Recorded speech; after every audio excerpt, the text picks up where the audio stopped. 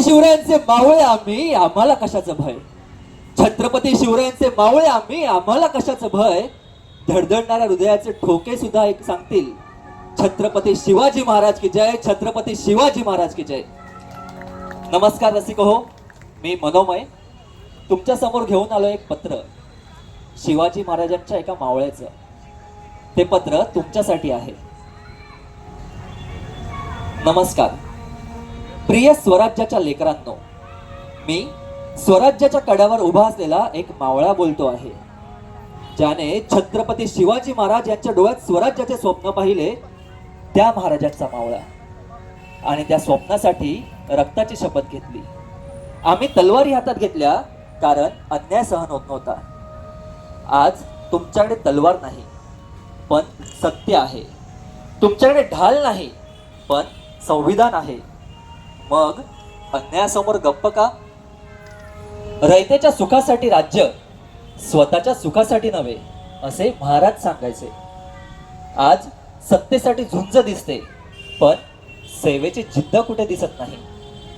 जात, धर्म, भाषा यावरून जर समाजात भिंती उभ्या राहणार असतील, तर ते स्वराज्य नव्हे, ती पराधीनतेची सावली आहे. आमच्या काळात शत्रू हा किल्ल्याबाहेर होता, आणि आज शत्रू हा तुमच्या मनात आहे. स्वार्थाच्या रूपात, मौनाच्या रूपात आणि भीतीच्या रूपात. मोबाईलवर जय भवानी जय शिवाजी लिहिणं सोपं आहे, पण अन्यायाविरुद्ध उभं राहणं हीच खरी शिवभक्ती.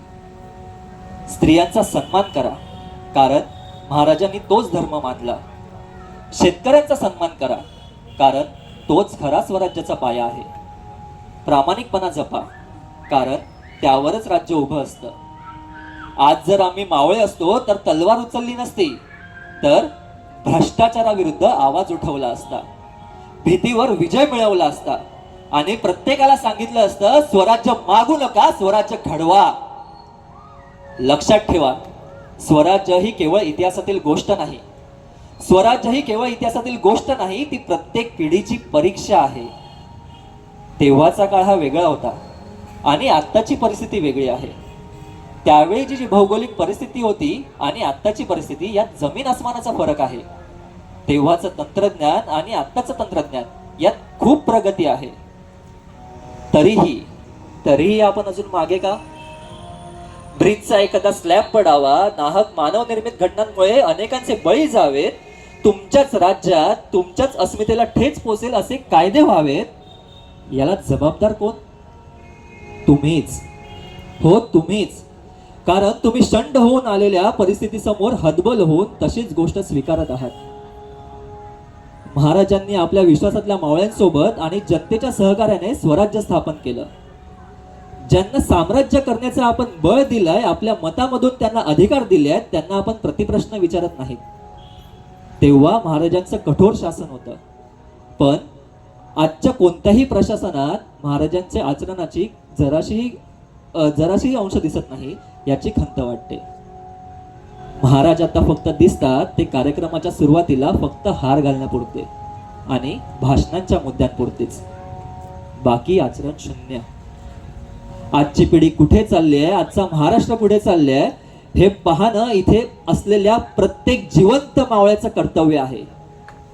जिवंत मावळ्याचं म्हणालो मी, कारण इथे असणारे प्रत्येक जण स्वतःला मावळे म्हणतातच, पण महाराजांचं आचरण किती जण करत असतील हे ज्याचं त्यानं शोधायचं आहे.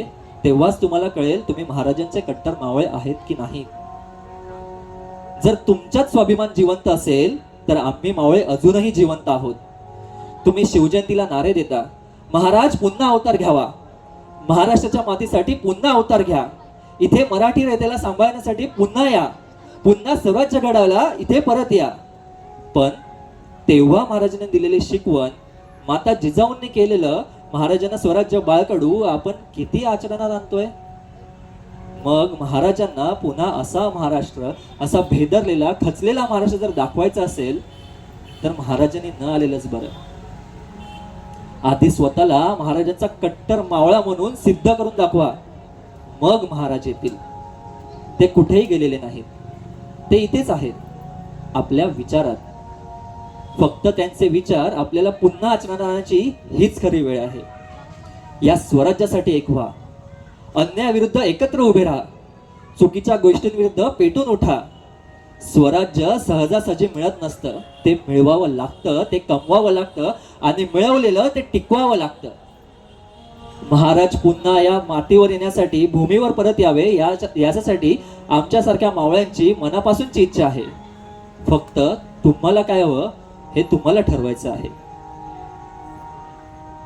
ज्या दिवशी महाराजांना वाटेल की स्वराज्याच्या रक्षणासाठी माझा प्रत्येक मावळा तयार झालाय, तेव्हा महाराज परत येतील तुमच्या नेतृत्व करण्यासाठी.